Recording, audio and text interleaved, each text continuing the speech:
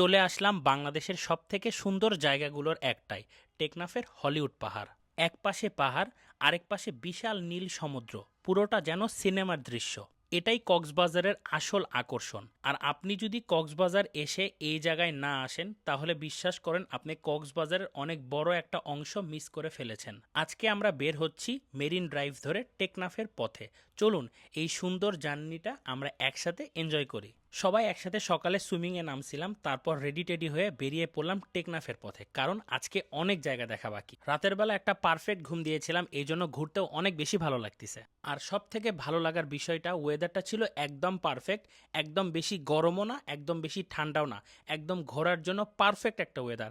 মনে হচ্ছিল যে সামনে আমাদের জন্য অনেক সুন্দর সুন্দর মুহূর্তগুলো অপেক্ষা করছে। মেরিন ড্রাইভ ধরে যতই সামনে যাচ্ছি, প্রকৃতি ততই আপন করে নিচ্ছে। রাস্তার বাম পাশে পাহাড়, ডান পাশে সমুদ্র। বাংলাদেশের আর কোথাও কি এমন অপরূপ সৌন্দর্য দেখা যায়?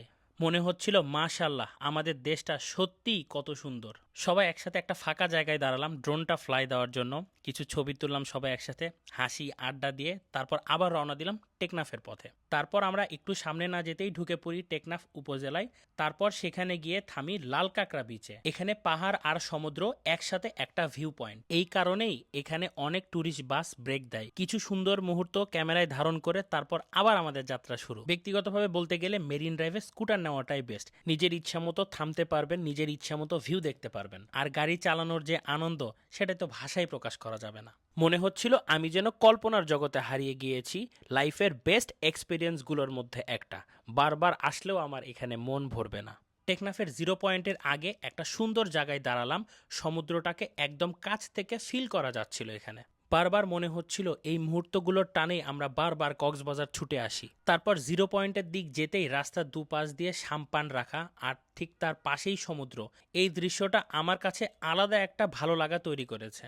বাংলাদেশের আসলে অনেক কিছু এক্সপ্লোর করার আছে। জিরো পয়েন্টের ঠিক আগেই একটা ফাঁকা জায়গায় দাঁড়িয়ে সবাই একসাথে সমুদ্রের পাড়ে গান ধরলাম। সূর্য অস্ত যাওয়ার ঠিক আগের মুহূর্তে মনে হচ্ছিল জীবনের সুন্দর সময়টা এখানেই পার করছি। একটা বয়সে গিয়ে এই সময়গুলো খুব মিস করব। বসে বসে ভাববো কত সুন্দর সময় কাটিয়েছিলাম। হয়তোবা সেই সময় চোখের দুই কোণে দু এক ফোঁটা পানিও জমতে পারে। তাই বলবো, জীবনের সময় থাকতে ভ্রমণে বের হন। একদিন টাকা থাকবে, কিন্তু এই সময়টা আর থাকবে না। আলহামদুলিল্লাহ ফর এভরিথিং। আজকের মতো এখানেই শেষ। দেখা হবে নেক্সট ভিডিওতে। আল্লাহ হাফেজ।